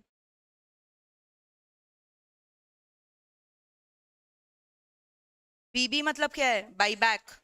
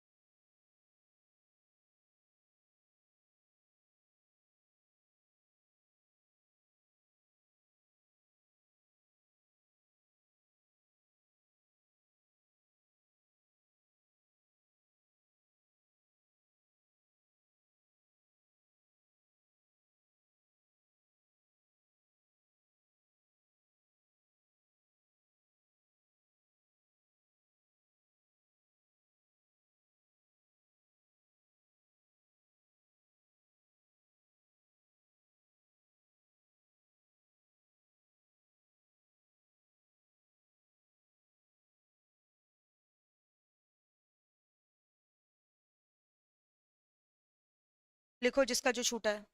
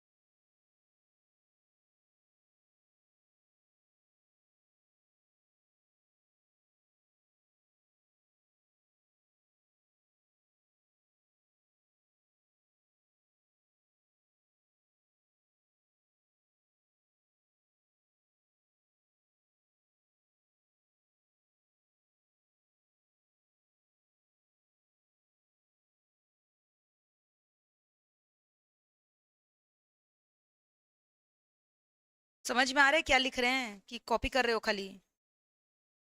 ये प्रमोटर वाला समझ में आया? 25,000 शेयर बायबैक किया है कंपनी, तो पहले प्रमोटर के पास 40 था, अभी भी 40 है, बट उसका परसेंटेज बढ़ गया ना, क्योंकि अभी 45/75 हो रहा है, और पहले 40, पहले अभी 40/75 हो रहा है, पहले 40/1 लाख हो रहा था। Is it okay? दिक्कत हो रहा है तो पूछ सकते हो।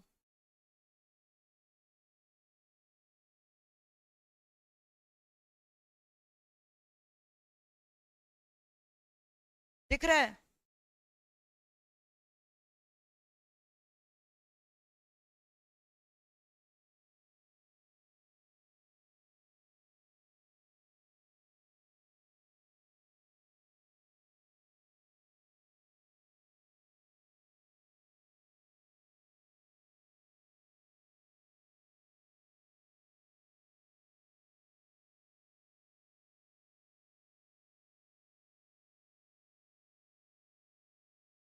और तुम लोग फ्री फ्लोट का भी परसेंटेज वहां लिख लेना, मेरा जगह नहीं था इसलिए हम नहीं लिखे।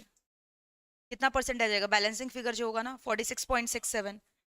46.67 नो, लिख देते हैं छोटा करके। कहाँ लिखे, जगह ही नहीं है।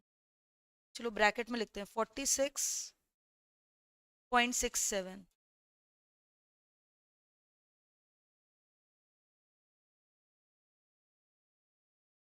46.6, ठीक है।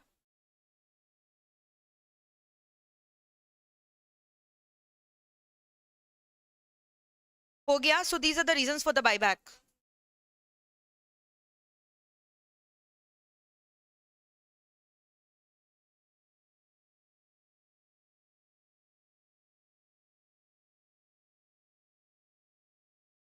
अभी करेंगे सेक्शन, फॉर्मेलिटी से सेक्शन चालू होगा 68। हो गया।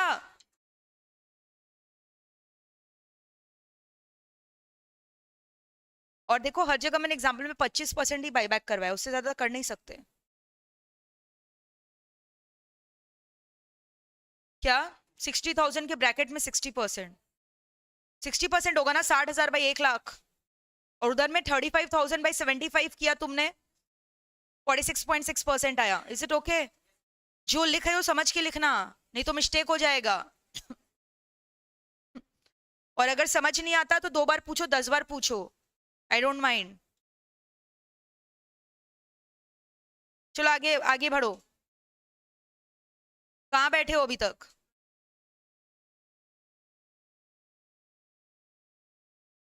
डन? क्या बोलो? हो गया।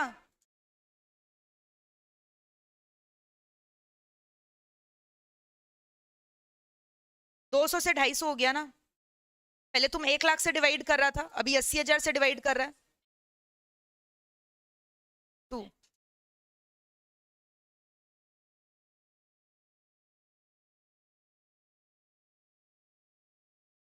चलो लिखो मोड्स ऑफ बाईबैक। हेडिंग दो modes of buyback. Right on the 4 modes, you know the name. Arrow बनाओ, चार्टो मोड्स लिखो। हो गया यहां तक? अभी वो करेंगे ना, तब आ जाओ, आ जाएगा समझ में। The buyback sums no. अभी कराए कहाँ है? वो तो ऐसे ही हो रहा था, कराए कभी कराएंगे तो हो जाएगा।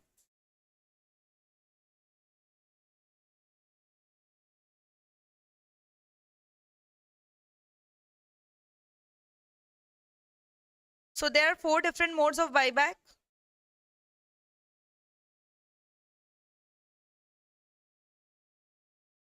बोलो क्या क्या? Number 1,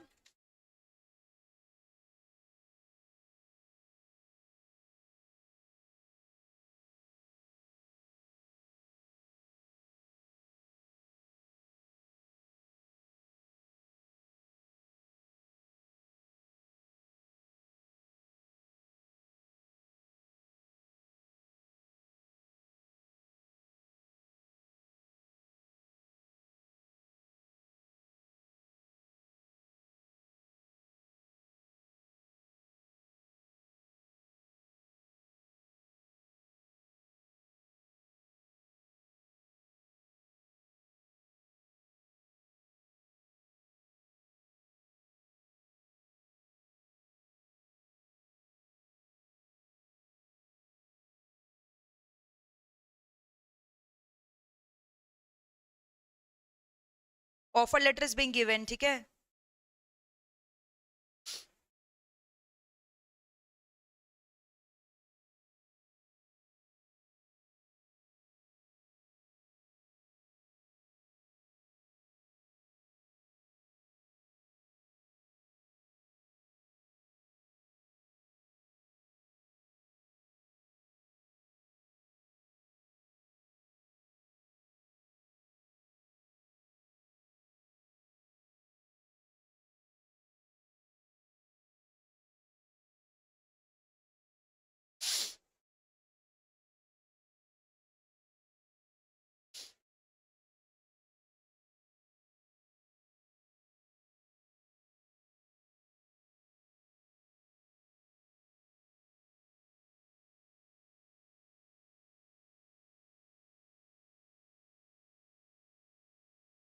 open letter, offer letter sorry, open offer के नीचे लिखा offer letter is being given to the existing share holder for buyback.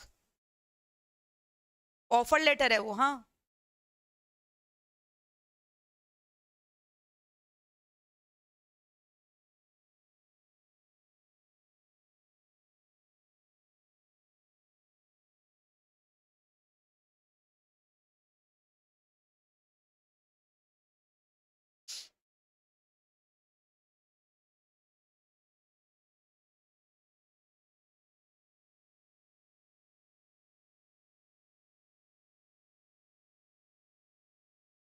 ये तीन ऑफर तो कोई भी कम नहीं कर सकता है ना, बट वहां पे खाली कौन कर सकता है लिस्टेड।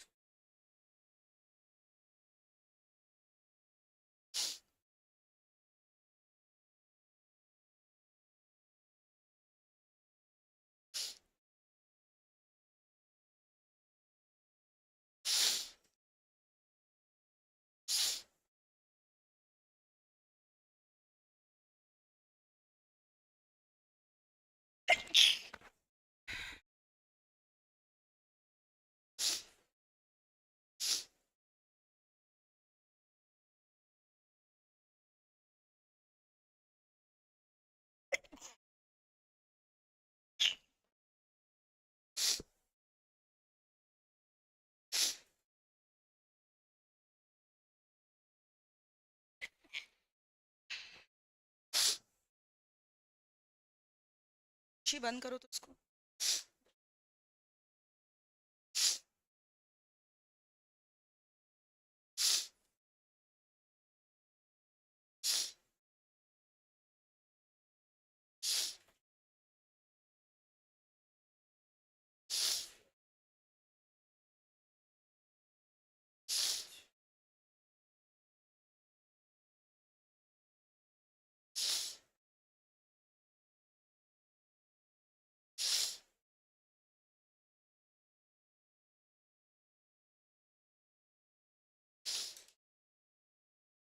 सुनो, ऊपर का हो गया क्या?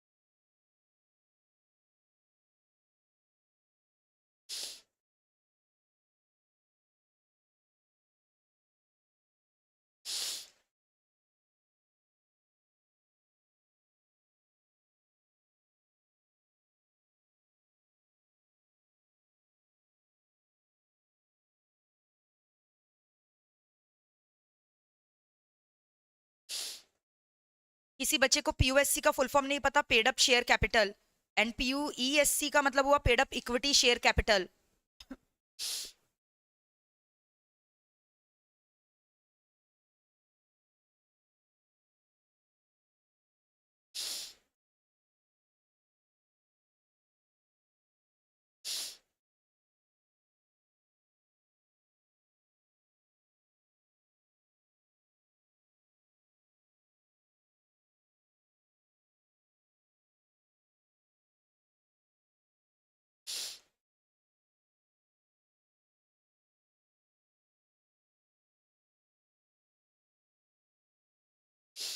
बीबी का मतलब क्या है?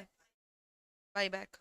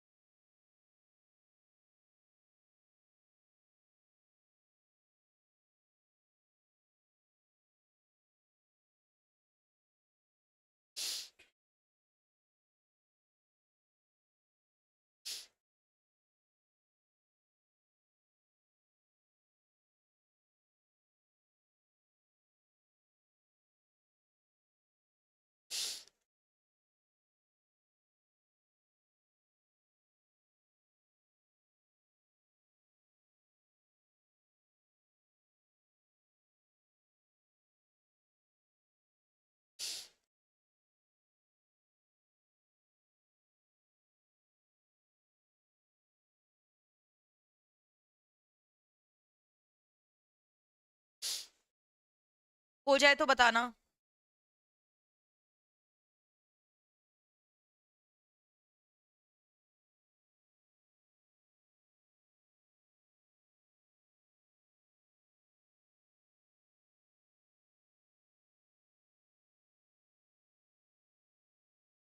Paid up equity share capital, constituted, constitute मतलब interpreted as paid up equity share capital.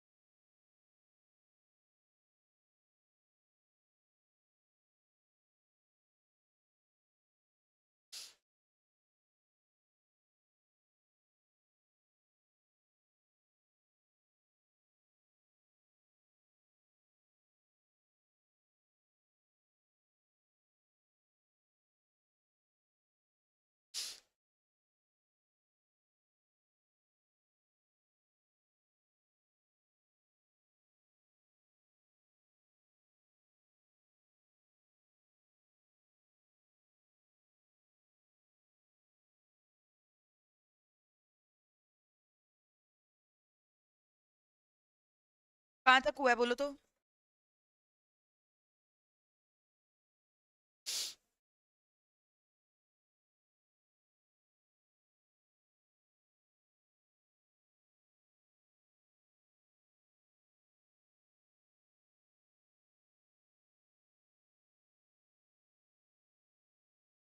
हो गया।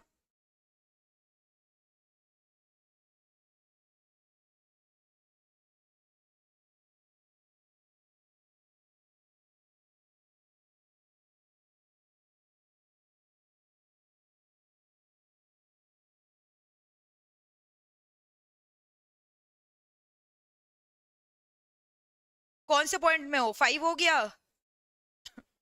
5 सबका हो गया है?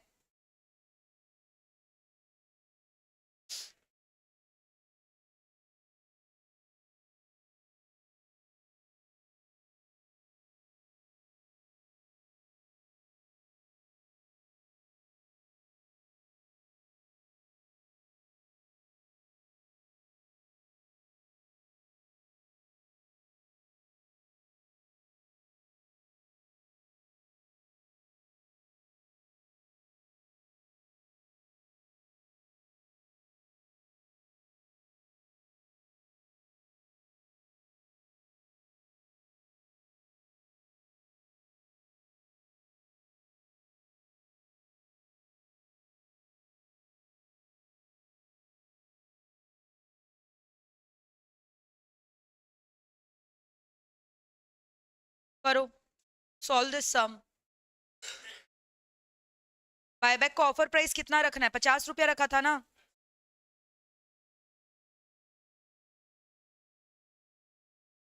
देखो जिसको कंफ्यूजन था सम्स को लेके यहाँ क्लियर हो जाएगा, आ जाओ करो। सबसे पहले मेरे को बताओ मैक्सिमम बायबैक तुम कितना कर सकते हो एक फाइनेंशियल ईयर में?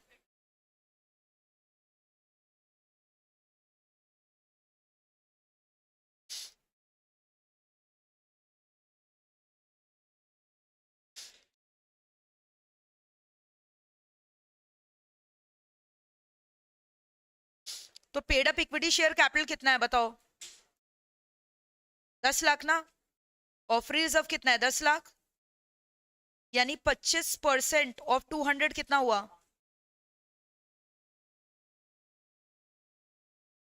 20, नॉट 200। 10 + 10 20 लाख। उसका 25% क्या कितना आया?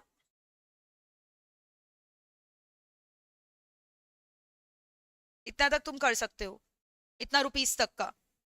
तो ये तो रुपीस है, इतना रुपया बायबैक के लिए होना चाहिए ना। तो नंबर ऑफ शेयर्स कितना होगा? बायबैक प्राइस ऑफर कितना कर रहे हो पर शेयर? 50 रुपया ना। तो नंबर ऑफ शेयर्स कितना होगा?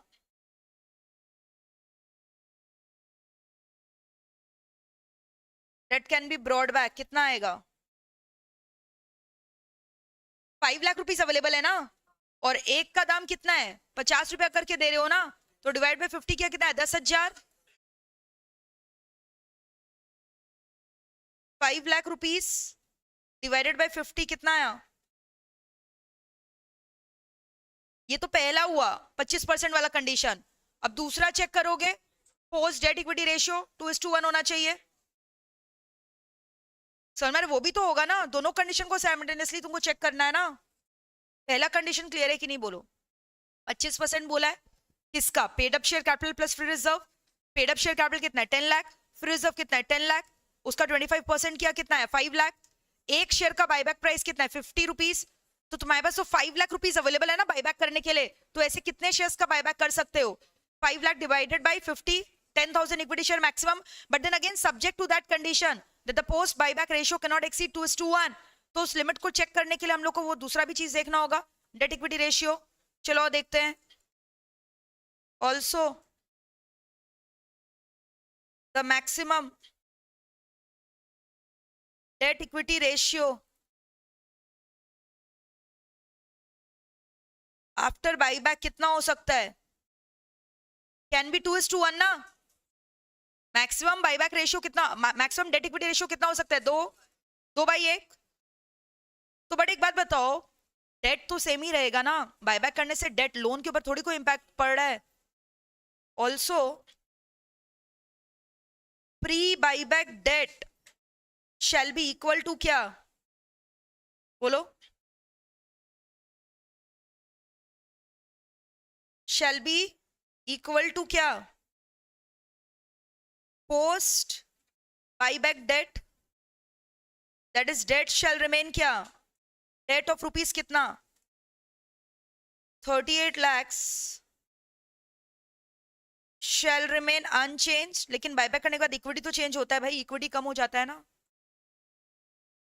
देयरफॉर डेट बाय इक्विटी 2:1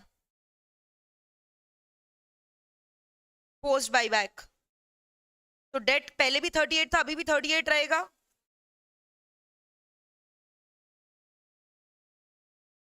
तो पोस्ट बायबैक इक्विटी कितना आएगा मेरा?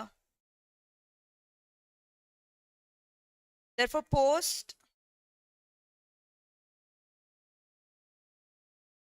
क्या हुआ? पोस्ट बायबैक इक्विटी कितना होगा बोलो? 38/2। क्या छूटा? ऊपर का छूटा है कुछ? ठीक है अभी वाला करो, समझो सम्स को। तुम लोग लिख लेना बाद में, कोई बात नहीं। यहां तक समझ में आया? पोस्ट बायबैक इक्विटी कैसा है? क्लियर है? पोस्ट बायबैक इक्विटी कैसा है ये क्लियर है क्या? जल्दी बोलो। और प्री बायबैक इक्विटी कितना है? 10 + 10 20 लाख ना। प्री बायबैक इक्विटी कितना है, यानी तुम्हारा इससे कम तो नहीं हो सकता ना, और यानी मेरे पास अमाउंट अवेलेबल फॉर बायबैक कितना होगा, 1 लाख ही होगा ना। बायबैक के पहले 20 लाख है, बायबैक के बाद तुम्हारा 19 लाख से नीचे नहीं जा सकता इक्विटी, यानी 1 लाख ही तक तुम कर सकते हो ना बायबैक इक्विटी का। So this means amount available कितना है बायबैक के लिए,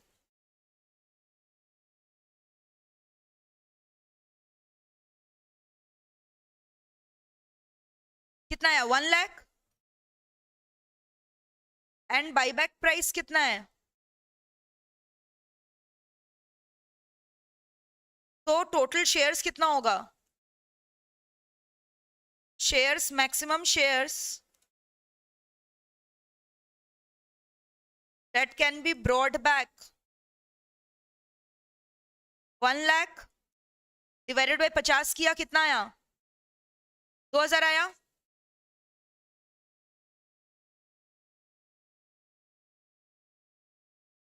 और ऊपर तुम लोग निकाला था 10,000, बट ये सब्जेक्ट टू दिस कंडीशन 2000, तो दोनों में से जो क्या होगा लोअर होगा ना, यानी कंक्लूजन क्या लिखोगे, maximum buyback that a company can do shall be lower of 10,000 equity shares or 2,000 equity share, that is कितना होगा बताओ, 2,000 इक्विटी शेयर ले जाओ, आज नहीं देंगे 2,000 इक्विटी शेयर, समझ गए। मैक्सिमम बायबैक कितना कर सकते हो 2,000 ना, उससे ज्यादा नहीं। अरे बोलो समझ में आ रहा है कि नहीं, ठीक है। अब जिसका जो छूटा है कर लो, लिख लो, सम समझ में आ गया ना। घर में दोबारा इस सम को सॉल्व करना, रिवाइज करना, कल मैं दोबारा डिस्कस करवा दूंगी, डोंट वरी अगर कोई प्रॉब्लम है तो। सो दिस कंप्लीट्स योर क्या बायबैक, पूरा खत्म नहीं हुआ है, प्री बायबैक फॉर्मेलिटी और बायबैक के ऊपर कितना कर सकते हैं वो हम लोगों ने खत्म किया है यहाँ तक।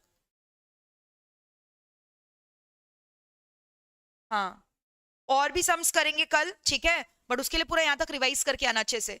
तो आज का टॉपिक बहुत सिंपल था, रीजंस फॉर बायबैक किया, मोड्स फॉर बायबैक किया, बायबैक का फॉर्मेलिटीज किया, वो भी pre buyback, post buyback is left, next class करेंगे। तो next class pre post buyback खत्म करेंगे और बोनस शेयर खत्म करेंगे, ठीक है। समझ में आया यहाँ तक, कोई दिक्कत हुआ, सम्स इंटरेस्टिंग लगा, अब बताओ ये सब सम आ जाए तो क्या दिक्कत है। फ्री का मार्क्स नहीं है, जिसको आता है उसके लिए फ्री का मार्क्स है, नहीं तो आधा जन क्या करेगा 25% निकाल के आ जाएगा बस। तुमको दूसरा कंडीशन भी तो देखना, अप टू 2:1 रेशियो वाला। हाँ हाँ, क्या बोल रहे हो उधर,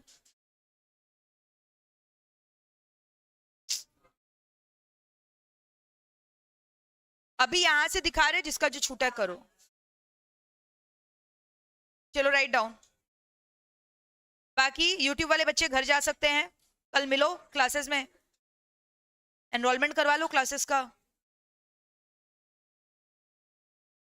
चलो जाएं क्या,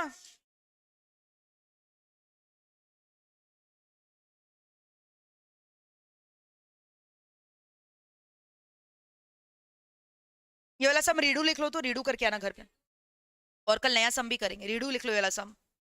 चलो आज के लिए तक रखते हैं, thank you so much, enjoy your day, bye. Classes अच्छा लगा तो कमेंट करके अपना ढेर सारा प्यार दीजिए, ठीक है, कमेंट करके बताइए।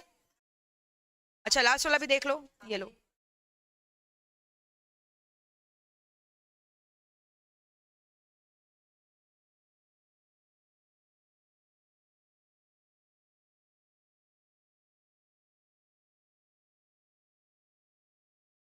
अनलिमिटेड व्यूज का मजा उठाइए, जितनी बार चाहिए देखिए, घर पे जाकर फिर से लिखिए, ठीक है, पॉज करिए, रिवाइंड करिए, 2x करिए, 0.75x करिए, रिमोट कंट्रोल है आपके पास, समझ में आ रहा है।